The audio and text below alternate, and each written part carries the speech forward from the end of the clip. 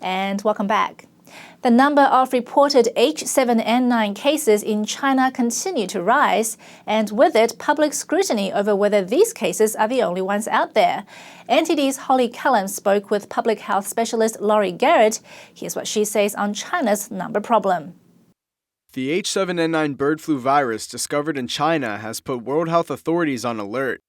It's been described as one of the most lethal strains of flu virus by the World Health Organization, but one public health specialist says there's too little information to make this claim yet. Until we know what the denominator is, how many people get low-level infection without any serious outcome, well, then we have two gigantic black boxes that make it impossible to predict where this is going. According to Chinese state-run media, 24 people have died from the H7N9 virus out of 126 cases as of April 30th.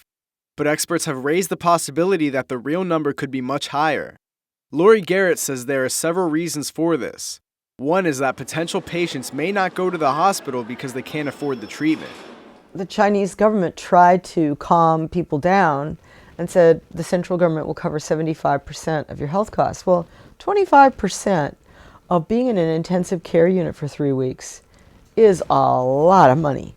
Others fear the threat of being quarantined, like what happened during the 2003 SARS epidemic. And they remember that if they admit they have symptoms or somebody catches their symptoms, they're going to disappear for 2 or 3 weeks. How does their family know where they are? How do they make a living?